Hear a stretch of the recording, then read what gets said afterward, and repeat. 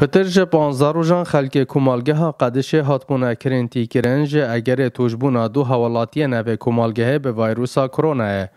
او جبو پارستنا جیان حوالاتیان لیانیم پیوندیدار بریارا کرنتی کرنا اوی کمالگه دابو نزیک هفته حوالاتیان دی نوی کمالگه کو تکلی دیگل حوالاتیان توجبوی هبو هاتبونا کرنتی کرن و خوشبختانه پشتی بورینا 15 روزان انجام پشکینان نگاتیو درکفتن و زورین نافخزان خو و ده همان دمدان کرندی که ناخل که اوه کمالگه جی بداوی هات و افیکه بوی جه دلخوشی حوالاتیان و دخوازن که سرارای انجام دلخوشکه لپیتیوی بردام حوالاتیان اوه کمالگه پیگیری به رینماین ساخلمی بکن. که الحمدلله پشتی او گارانتی را بینو که کیف یعنی خلک کیف خوشه و یعنی هر حس که هر حوصا بیتن کو چه حالت جی ان شاء الله القادشی چه نبونه یعنی هم او هر دوبتنه بونو و اگه دیجی دی همی بسلامتی الظفر نفع والله پیام ما بو خلک قادشی ام گلک دل خوشین و گلک به خوشین و گلک سرفرازین اف گارانتی سر کمالگه ها قادشی روبوی قادش نعني ولي كربو دو بيجي هكا خلق شورعي جهود بو تشبو دو بين قادش ناروستن نهم تشتكي معظم بوكو هو لكريه والحمد لله انه خلقي ما قالك كيف خوشا ورين موجي هر بردوام انه خلقي ما رين موجي جيباجيت كاتو خد بوريزن نا وخنا بوريزن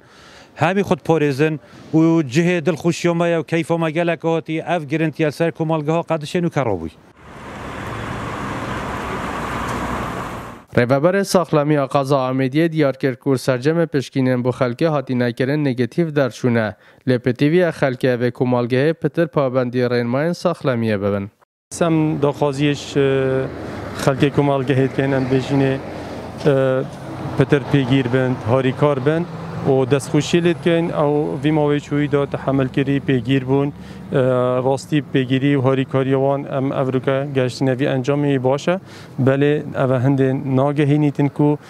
چجارا حالت نهی نفتو مار کرن بیتن حالت بین تو مار کرن چل قدشه بیتن هر جه که دیگه دوره بیتن و بزا تایبتی کمالگاه قدشه حالتی تاطین تو مار کرن بعد بیجم خلک کمالگاه بلا پتر تاری کار بن اگه حالتی که گمالی کری بیتن بلا زی خوب و مبدت دیار کرن دا پیرابی نوارگیرن.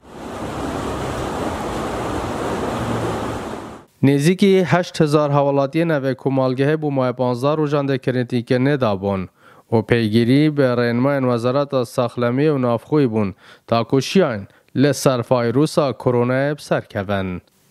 اسلام عبدالرحمن گلی کردستان کمالگه ها قدشه